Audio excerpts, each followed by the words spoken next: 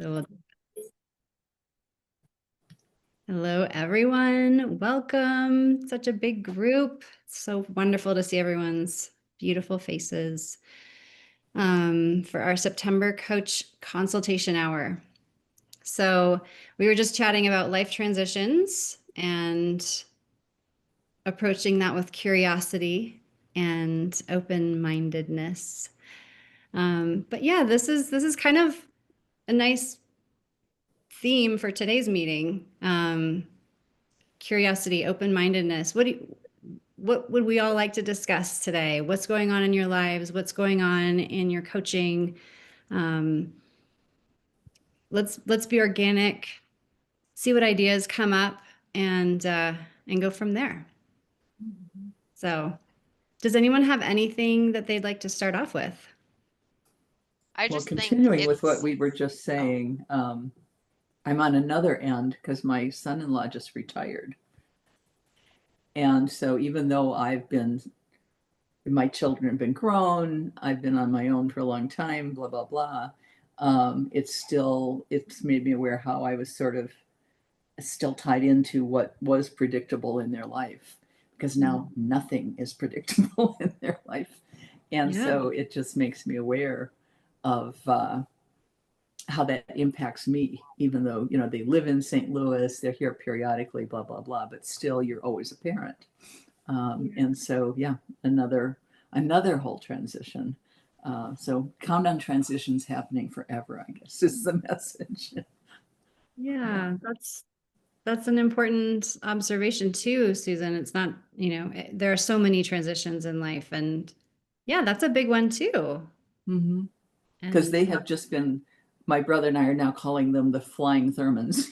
They have, since he's retired, I mean, it's everything, everywhere. They've gone on a cruise, they've made trips, they're making more trips. That it's just like I told her, it's happening so fast I can't keep track of you.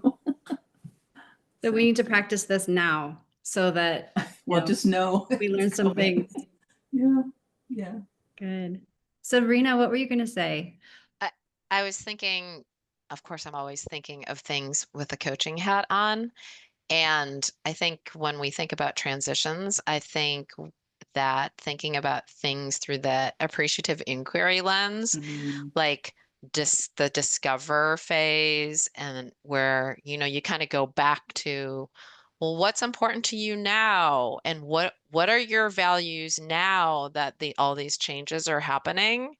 And then as you kind of explore that, like I think the word explore is really important with transitions, discover, and then you can go to that dream phase. And I just thought it was really funny as you were talking about stuff, Megan, and then, Susan. I'm like, this just fits so well with appreciative inquiry. I'm like, does anybody else think that, or is it just my teaching coaching mind that thinks that? But I'm like, but that's what we can do, right? Discover, Right. explore, and then dream. Mm-hmm. Mm. But like with And with the new parameters, given the Mm-hmm. new environment, which is, the situation of life that you're in. yeah, So, I see Caitlin nodding vigorously. Go ahead, Caitlin. Yeah, Oh, we for can't. tying Oh, it. now we can Oh, hear you. sorry. Can you hear me? Okay, We great. can now, yes. Great. Well, thank you, Sabrina, for tying it to appreciative inquiry. That makes so much sense. But I just felt, I don't know, called to share a little bit about life transitions. Susanna and Sabrina are aware, but I'm here and I can be here now because I resigned from my position at National Jewish Health. Yeah, so a few months ago now. Time is flying. But yeah, so I'm in that real middle transition phase, kind of figuring out what's next. And I guess I would say, just to make it brief, but I was disappointed that it was not quite the role that I expected. I learned a ton about motivational interviewing, and love supporting the coaching team and offering constructive feedback. However, it was a very fast-paced, volume-driven role to a point where it negatively affected my health on many levels. So yeah, so right now I'm at a point of healing and kind of working through that and then figuring out what's next. So a different life transition, but yeah, I just felt like it was a good time to share. Thank you for sharing that, Caitlin. Yeah. That is a huge life transition, right? Like changing jobs or resigning or adding and whatnot. And I'm sorry that that was negatively affecting your health. Sounds like you made the right call. Yeah, thank you. Sorry, I felt myself getting emotional, but kept it together. But I appreciate that, Megan. Yeah. No, And I'm curious, because I think I've told you before, I'm dealing with some people closer to Caitlin's age. And I have the feeling the work environment is quite different than when I was in it. And it is much more driven, more demanding, as you say, fast paced. And I think I'm running into people who get burned out by it at a very young age, and start looking for what else am I going to do, and really get to a motivation like I never want to go back to that. Regardless of what they pay me, I do not want to do that. And it made me realize like a lot of my assumptions about what work would be like may not be accurate anymore. So that might be an area we need to become more aware of as coaches, because we're always dealing with people who are working and we may not have as deep an understanding of the work environment that they're in as we need. I completely agree. I was definitely burnt out. I think I'm still burnt out from it. And it was only like 14 months working there. And I was like, what would years have done to me?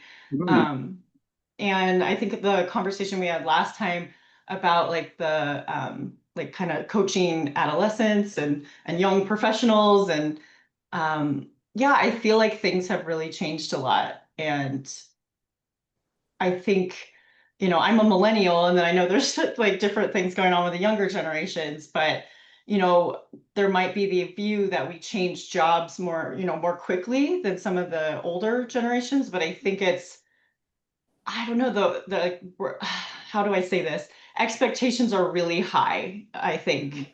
Competition is really high. And I feel like so much is asked of a person that if you have wellness in mind, it's really hard, to have that balance. Yeah, it's a little different for everyone, but I think I see it. I have friends that, even in very high paying roles are like, I'm going to give this a try and then realize this is not working. And just before finding a role, or like, I'm going to take a minute, step back, and find something that works better, which maybe, people didn't do as much in the past. They would maybe just jump to the next job right away. I think there's a little more of that, it's not ideal, but I just need to step back and figure out what's going to work better. That's admirable, honestly. Tammy. Yeah, I was couple things. So Megan, when I first was an empty nester before I wasn't again, but the first thing I discovered was that I didn't want to cook dinner every night anymore.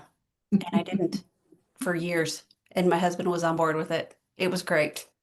I'm like, we're fending for ourselves every night from now on. I know most husbands don't jump on board with that, but mine was like, that's fantastic. Awesome.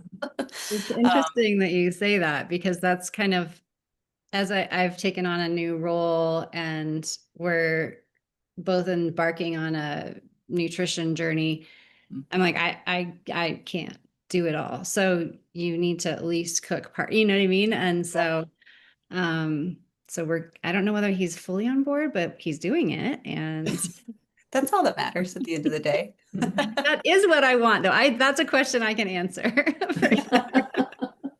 And what else? Sorry.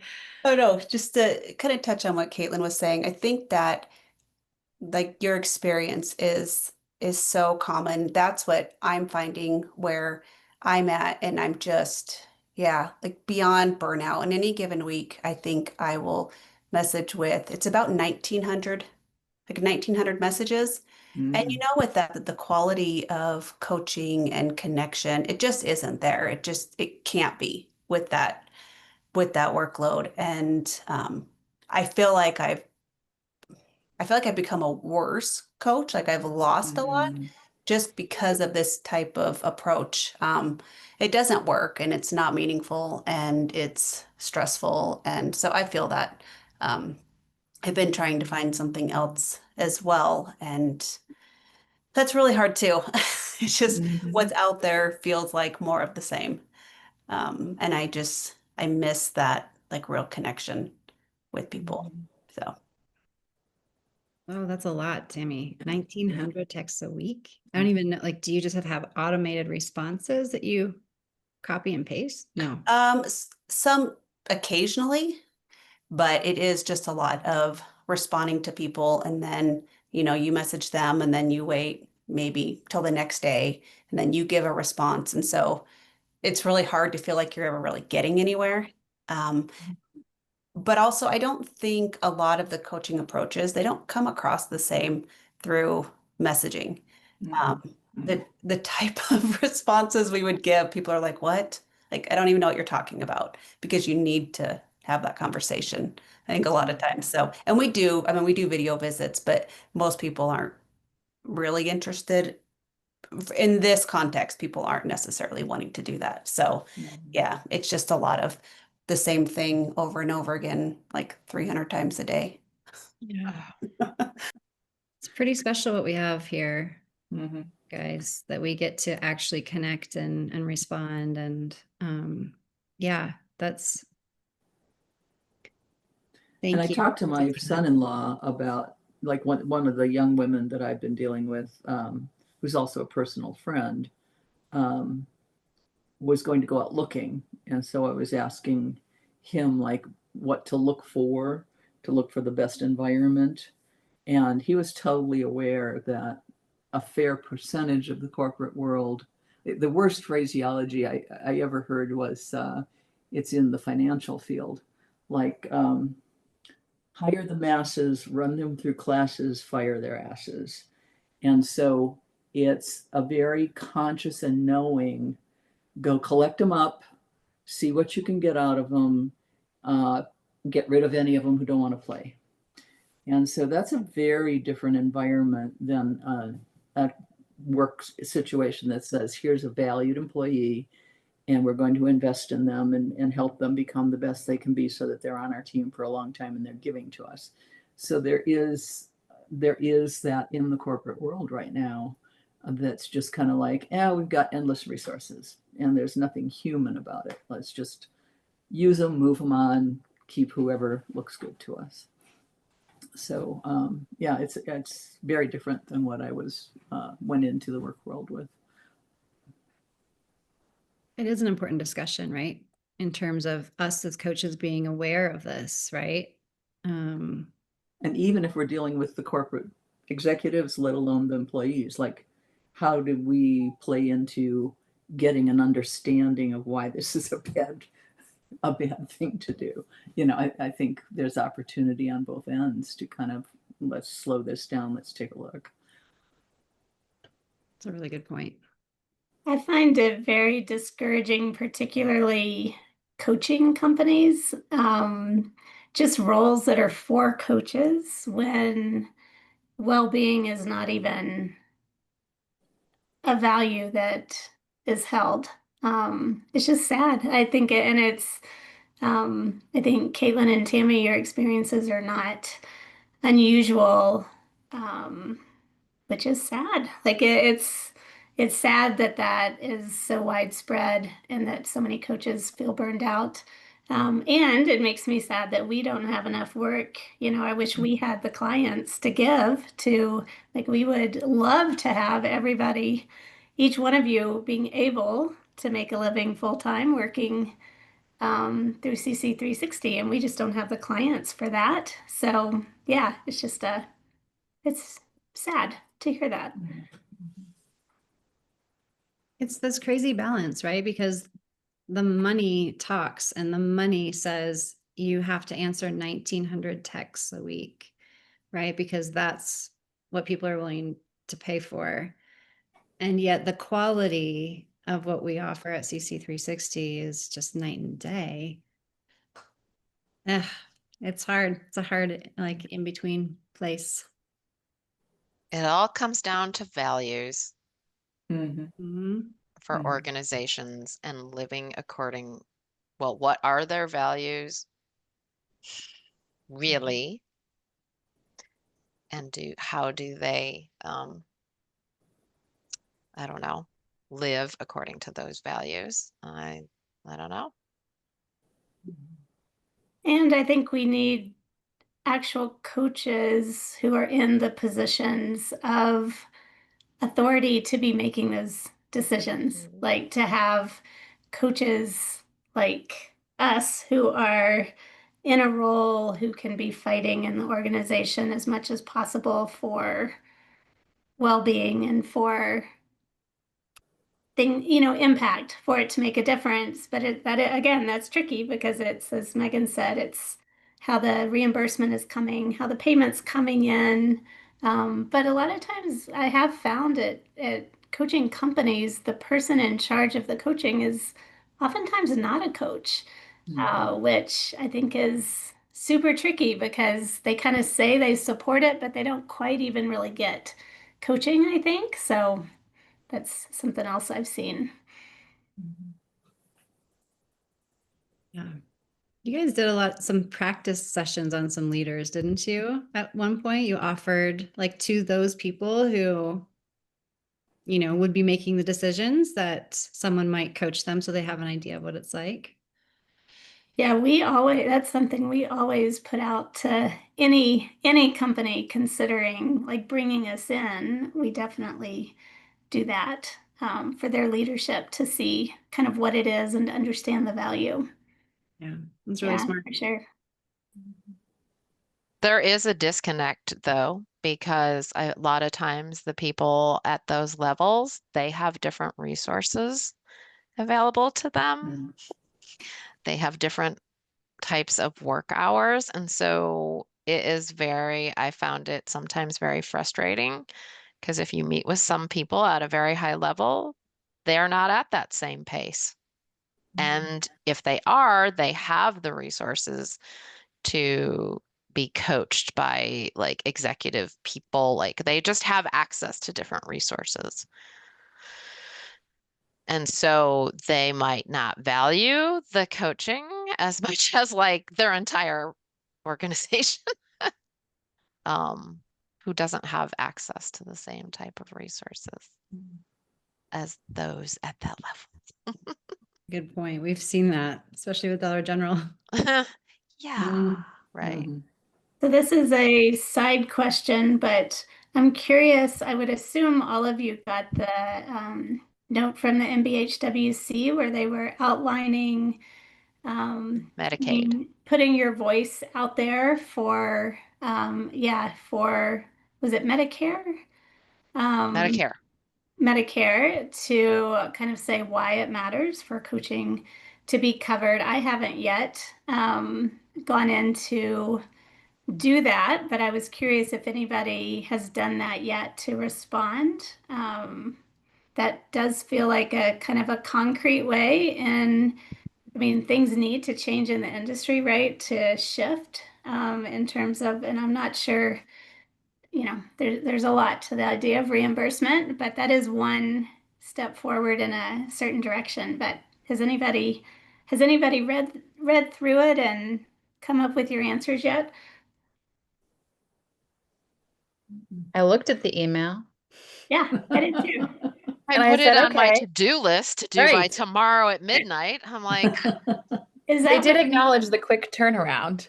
They were like, sorry, however, we still would like your voice. is it by tomorrow? Is that the deadline? Ooh, I did Yeah. not make good note of that. Okay.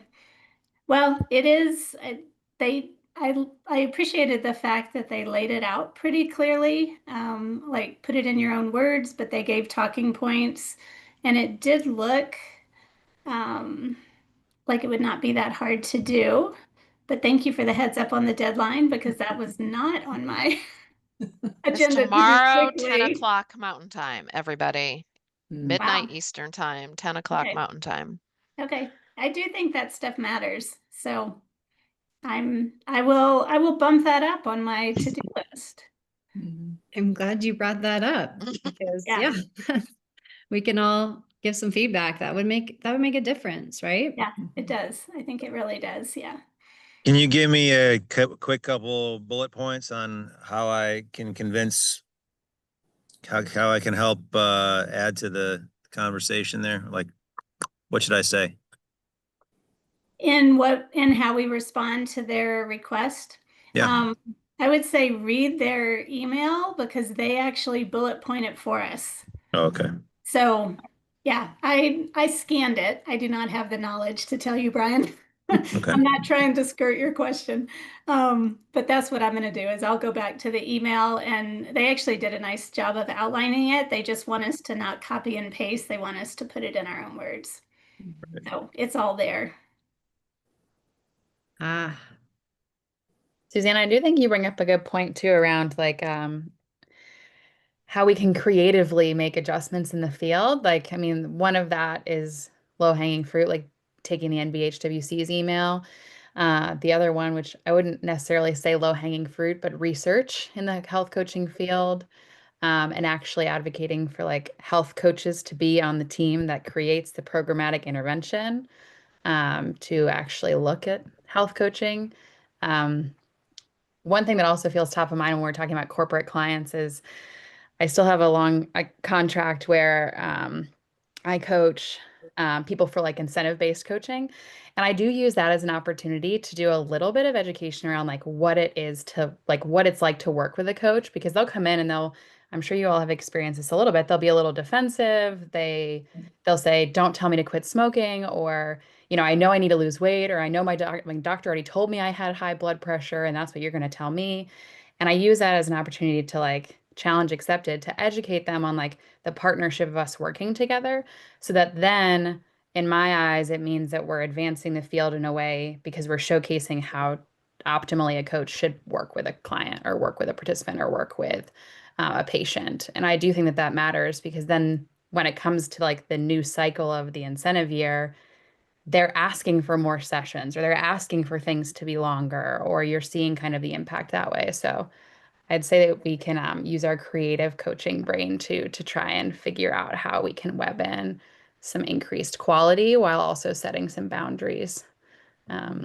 So, yeah, those are some things that I've done, and I would say I've also blocked some time on my schedule sometimes for said contract for admin time for my charting, and there has not been like the pushback on like why don't you have more time for sessions? And so I think there's creative ways sometimes that we can build in space for ourselves to not feel like we're in a coaching mill.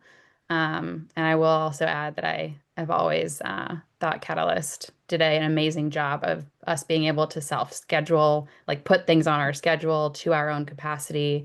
And it shows the value of creating space for us as like individuals, coaches, and human beings to be able to do what we do best. So that's my 2 cents. Mhm. those are good thoughts in terms of, yeah, finding balance for ourselves and also making a difference in the field of health coaching. Any other thoughts on that topic?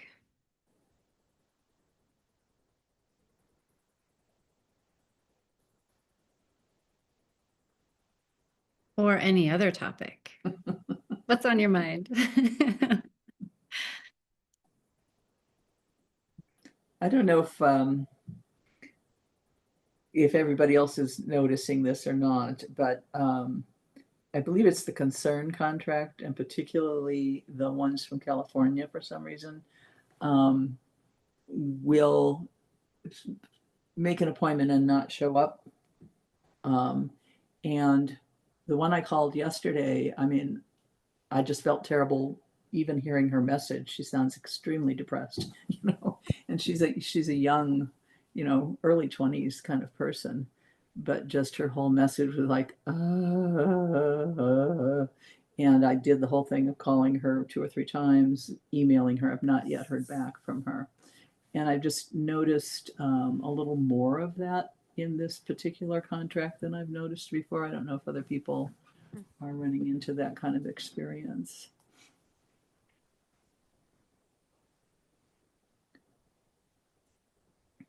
I'll kind of comment. I'm not sure if it's along the same lines as the concern, but partly one of the challenges is, yeah, I've definitely seen people that are just so stretched with their work and their commute and everything that literally I'm trying to brainstorm with them too of how to get their life into more balance, because it seems like they're cutting staff, and so the job is getting more. And it literally, honestly, it's hard. Like, I would appreciate any ideas that you guys share with your clients that are having just just ridiculous amounts of work in their job, like what we're talking about, and also the long commute. And so logistically, it's kind of like working with the Dollar General people a little, but they're more aware of their health. And yeah, so I'd be interested in any ideas or things that you guys are sharing with your clients. They're good. So we've got no-show topics. We've got, and I like that you circled back to that, Susie, like, how do we coach our clients through this new norm in the workforce? And Caitlin, you have your hand up. What's up? Yeah, I was gonna go back a little bit to the Medicare, Medicaid, but first I don't wanna go off of Susie's topic. Just talking about all of the cuts, I think it's gonna become, I think, a bigger thing that we're dealing with. Where I was working, they actually, I don't, so it's like tobacco cessation, it was the quit line. So our federal government has cut a lot of money in healthcare and a lot of the money that goes to things like that. And it relates to the Medicare and Medicaid because a lot of the people that called into the quit line are also on Medicare and Medicaid. So I'm trying to like kind of draw both of the topics together. But I think it's really important to realize it's kind of started there, but I know it's going more into like private sector as well. Like I have a friend working for Oracle and they're starting to cut a lot of jobs there, like outside of the federal government. So I don't know the answer to it, but I just think we might be seeing more and more of this, and hearing more about it, like so much being put on, on certain, the people that are still there and having to do a lot more of the work. So I know that's not, so I wanted to put that piece in, as well as I think I'm really glad that you guys brought up the MBHWC email about the Medicare Medicaid, because I think that is a huge thing. Feeling like the people that need the support the most need to still have these type of avenues to turn to. And there was cuts at the quit line and cuts at Medicare, Medicaid, all of these things. So I mean, it's pretty critical to make sure that they can still get the support they need, and whether that's coaching, whether that's monetary, the type of support. So I just wanted to mention those two things. A little bit a little bit different, but also very related. And also just, I didn't know, I think I talked to Sabrina about this, but entire departments have been cut at Health and Human Services. One of those being the Office of Smoking and Health is completely gone. And I just thought as coaches, it would be really just good to know. There was so much cuts going on. It was really hard to keep track of what was happening. So that's affecting, a lot of these services and public health services as well. The entire department. Yep. It just went into the Health and Human Services, and like, I don't know what that means exactly. Like, it might actually be the end of the quit line. Where I was working, like my role when I left was not getting filled. So yeah, I know there's been cuts even after I left. So that's just one area of like how the federal government funding and how all of that is changing right now.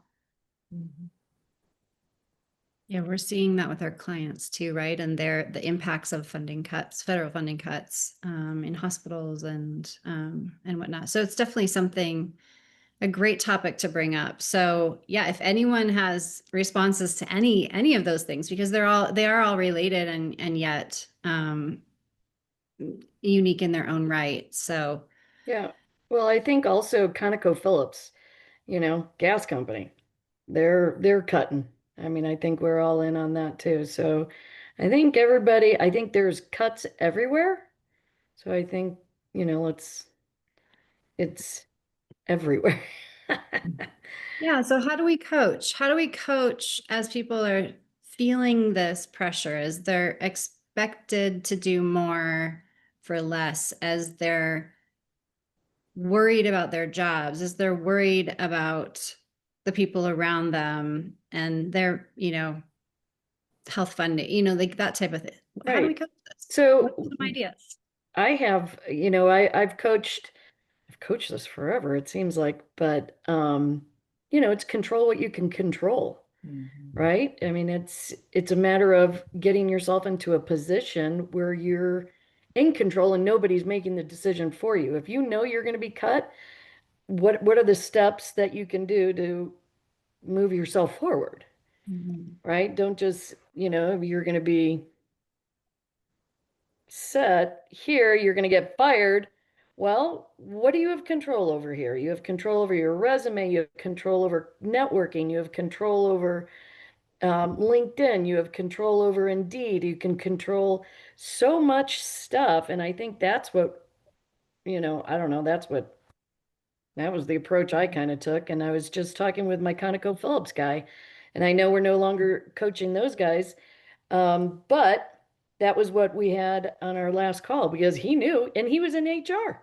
And I'm like, okay, what do you have control over? And his anxiety level was super high, and it's control what you can control. And then even for those who are staying, Yeah.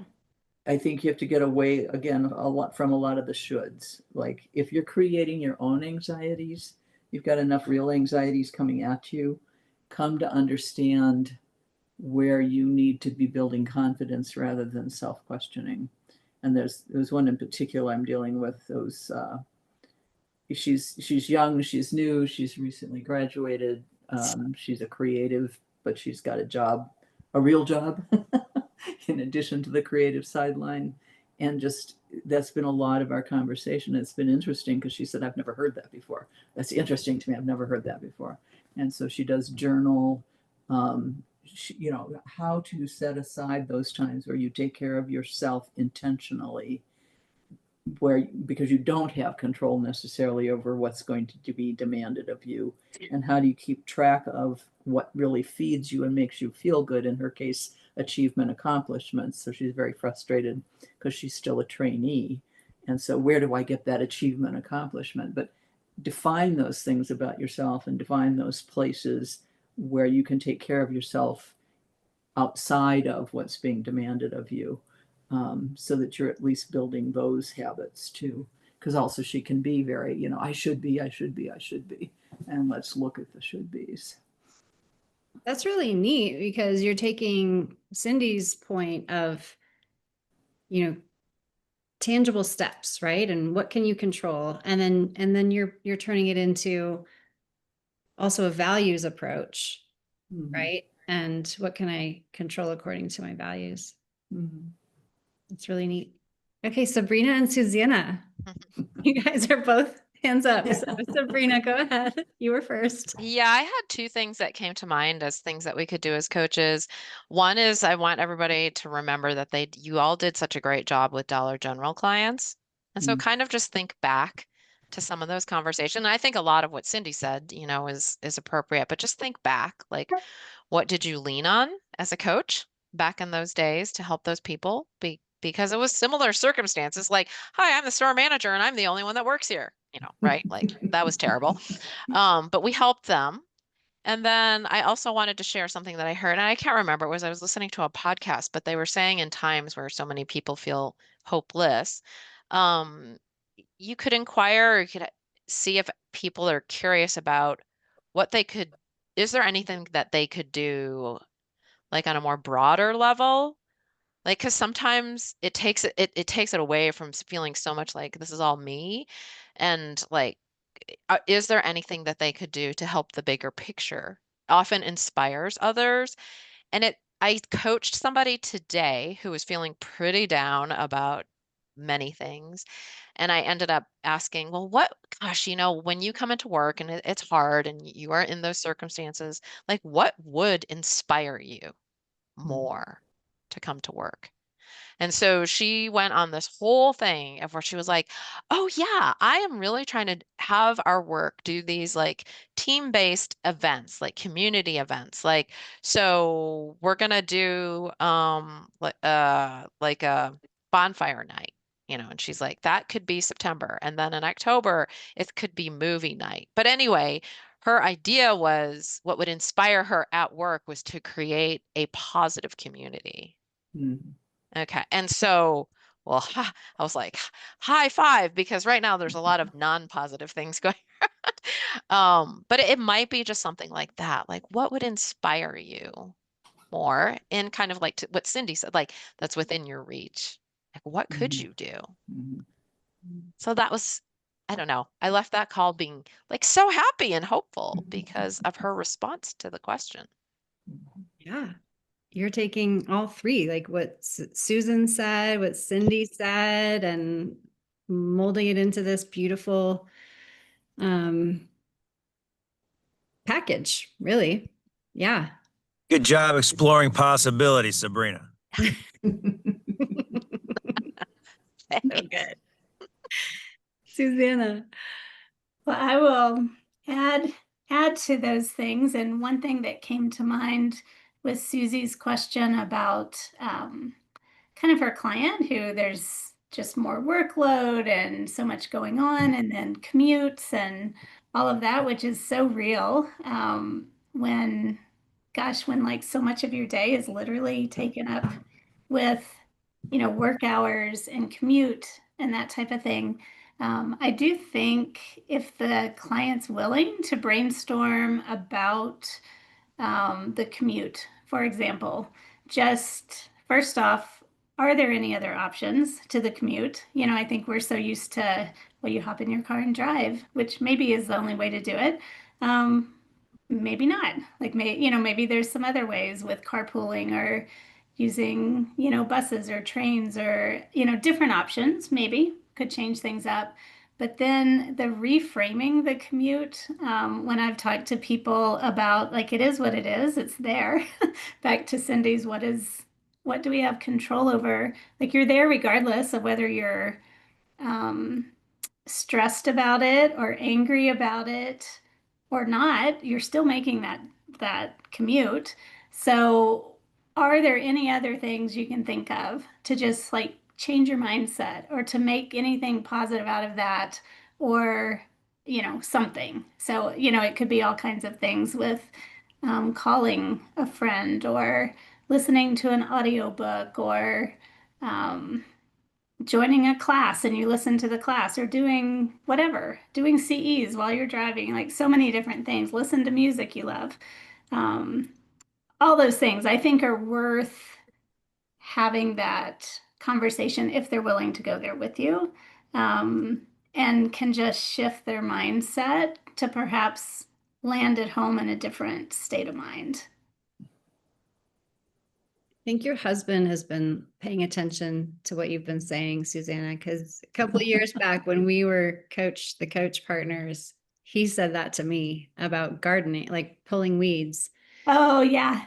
and it was just this mindset shift, right? Yeah. Like it turned from a have to something that okay, I'm going to listen to some podcasts. I'm going to spend some Yeah. time in my own thoughts. I'm going to, whatever it is to kind of reframe this thing that I didn't enjoy at all.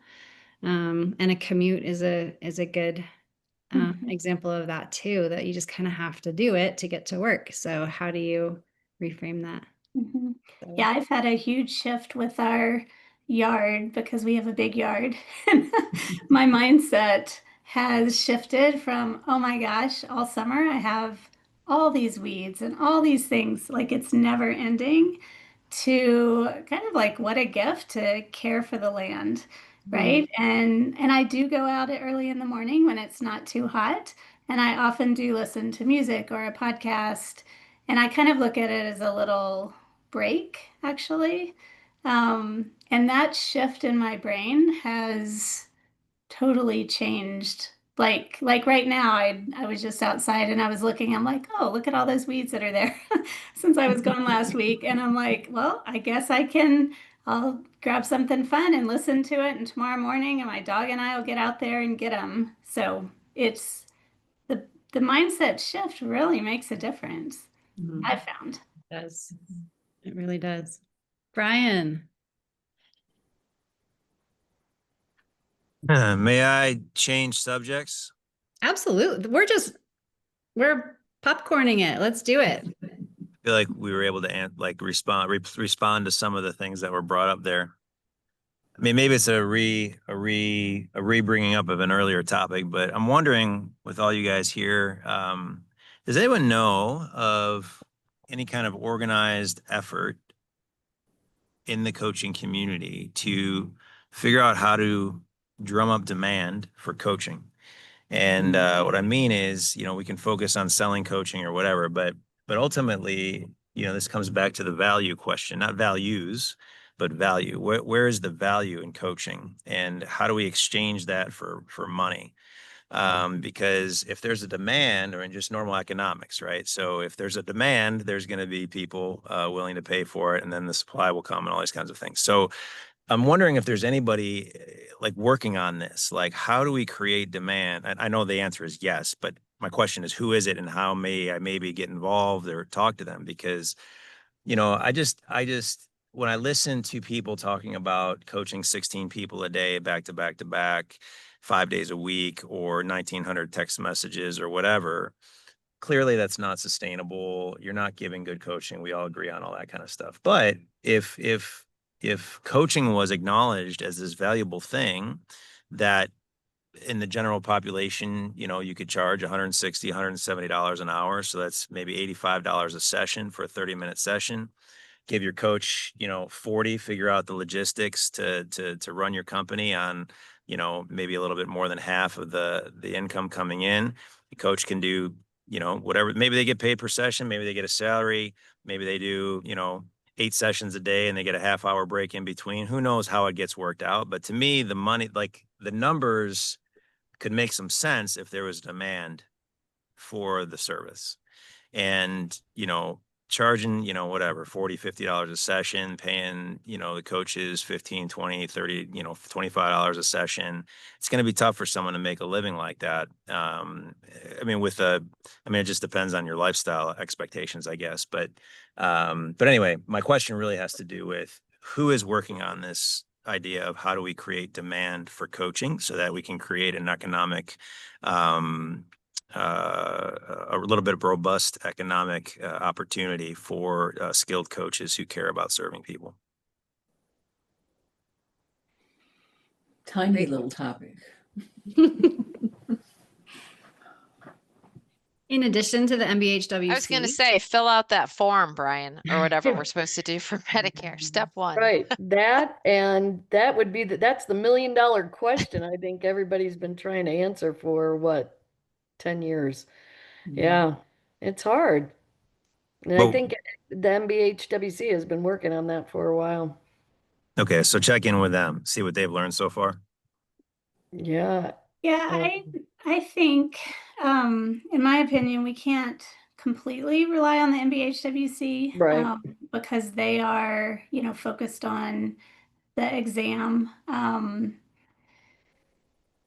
but also the broader industry. Like I don't know, did any of y'all hear I think I maybe even sent it out, the interview with the new executive director, of the MBHWC, Deanna. I liked her. That was the first time I'd heard her. She's very well spoken. She comes from a background of kind of marketing and putting things out there. I think she's going to be a good addition to what's going on. But they're on a roll, I would say, now that they've got some new leadership. So I would check back in with what's happening with the MBHWC. They just launched yesterday their career job board place. Like I just checked it out yesterday. There's not a lot on it, I would say at this point. I get on there quite often to just see what's happening. And if I see stuff, I'll send it to people that I think are good, would be good fits for things. But there's not a lot posted yet, but I think there will be more jobs posted.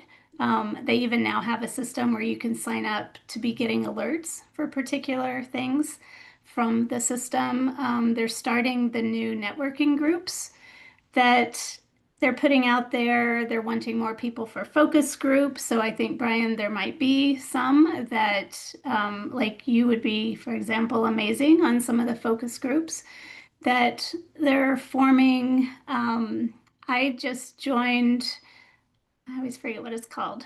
PAC. It's like program approval, something or another committee. It's like a 3-year term through them that helps maintain the quality of coaching programs because I'm very concerned with some of the coaching programs out there.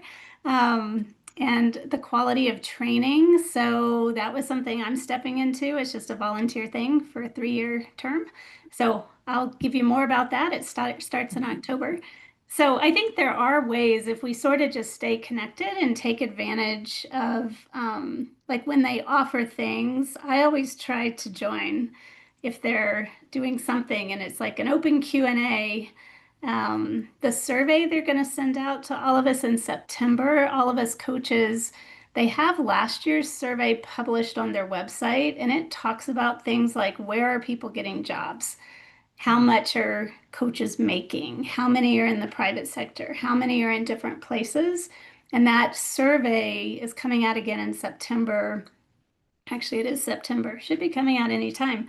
So I would say answer those questions because I think they're really taking that data and they're using that to go into companies and to promote coaching and to, like Lee was talking about, get into research projects and things like that. So those are really practical ways I think we can put our voice that we do sort of have the MBHWC trying to promote out in the industry. So those are some practical things I would mention that are happening. I can just throw a little comment in there. And I don't know what kind of scale you're really talking about, Brian, because it sounds like you're talking about actually hiring other coaches to be like in your company or something. But for me, I know this is really, really old school, but I have been in a BNI group, like a weekly networking group for over 10 years. And I get I get quite a bit of business from that and the thing that I think really helps to share the value of coaching is to talk about, testimonials from your clients and talk about things that people are worried about out there and stuff like that and get really specific about who you can help. So that might be on a smaller scale than what you're kind of looking at building a really large organization, but I just thought I'd throw that out there because I think you can go down a rabbit hole of like social media and spend a ton of money on that. And I've never gotten a whole lot of traction that way. Yeah, no. But I yeah. love what you're saying. I love what you're saying, Susan. You're exactly right. That's a way forward. I think for me, I find that a lot of my time is spent trying to educate people on what coaching actually is, like health and wellness coaching. What is that? Are you a fitness coach? Do you do a personal trainer? What is it? And I guess like just kind of it'd be nice like when you say to somebody, talk to them about counseling or therapy, they kind of know what that is. They talk about a chiropractor, they kind of know what that is. Health and wellness coach, people don't know what that is. And so I'm just trying to figure out like how can we continue to educate the country really about health and wellness coaching and create an understanding that this is valuable just like these other things are valuable without having I'm just trying to make things faster, man. This is just taking Mhm. forever for me to make some money doing this. And so I'm trying to get people on board with making health and wellness coaching a regular service that people are aware of. And just wondering who else is doing it and how, because I'm just not in a place to help grow and develop the industry in that way. But am always interested, like, but might be able to like jump on board, to kind of assist something, but I'm not in a place to lead it, Well, the PQ people are doing that, but they're also selling it. And it's called Wealth Builder.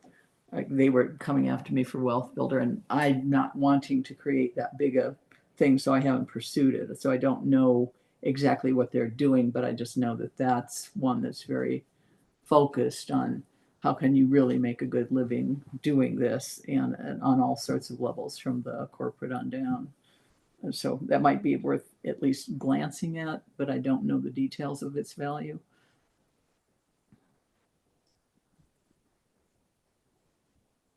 I remember that we didn't buy on that with that sales pitch, but there might be something to it. Mhm. Sabrina. Well, I think Lee and I are working with Brad on a new podcast episode that's called What Exactly Does It Mean to Work with a Health Coach? So Lee and I are going to work on this, and so far the description is a candid conversation about what health coaching is, why work with a health coach, and how to partner with qualified coaches. So that is literally what he and I and Brad are supposed to try to record on Monday. So maybe if that goes well, you could at least click share that link if you're doing your part. I'm trying. Yeah, we're trying. And literally I've like got this whole thing. Purpose, increase awareness of health coaching, educate on what it means to work with a health coach, identify next steps to connect with a health coach. So that's our goal. So anyway, No, that's what Catalyst is doing. Right. Because the Thank thing you. that came to my mind was we need an influencer who has been coached, who will like shout over the rooftops, about the value of coaching. It just seems like that is, fortunately or That was another, unfortunately, wait, right? Megan, that was another thing I was supposed to ask you guys last time was like if you ever have clients that are super excited about your coaching, asking whether they would be interested in being recorded with a testimonial that we could share. Because we know like Brian, you did those fun Susie, like did the fun videos of describing a coaching scenario, describing some coaching successes. But I was supposed to do this last time, but I didn't remember. But if you have a client that would be willing to share, like in video or audio, a testimonial about your awesome coaching, let us know, like, because that would help too. And if they're an influencer, even better. No. And the other interesting number that from the new NBCHWC director, I had no idea that right now there are 13,700 coaches worldwide.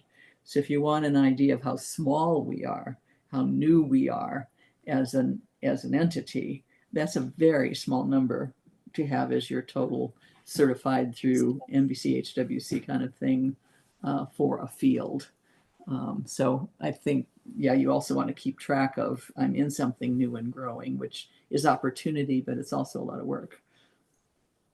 They must all be in the Facebook group then. You have them all.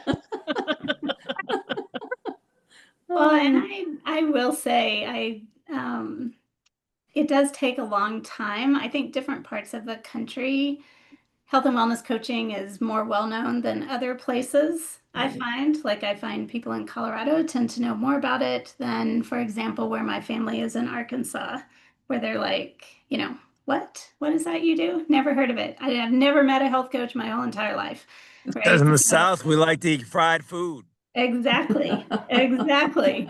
So I do think like where there are pockets of coaches, it spreads. And I will say, just for some encouragement, when we talk to our students, the CCI students, it is so exciting to see them branching out into so many different places and people they're working with. And, we've got the retreat next weekend. We've got 75 of us coaches, so coming from all over the country. And that is one of the benefits, I think, is just hearing, like I always get so energized when I hear the creative ways that coaches are working. I think it's a common struggle looking for a job, looking for something that can be a full time, that can support a family, getting people to pay for it. I think these are common across the whole country. And people are finding pockets of ways to be doing it.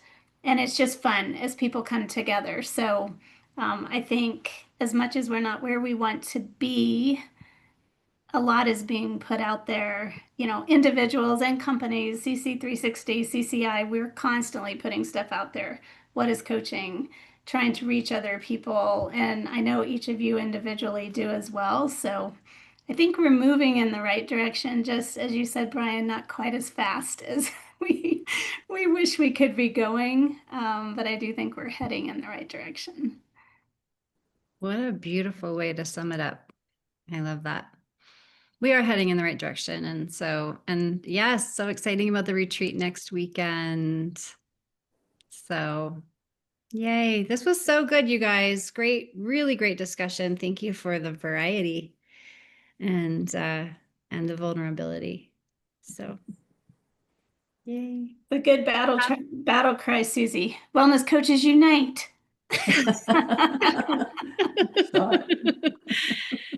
Good stuff. Well, thanks everyone. Have a great month. And we'll see you next time. Thank you.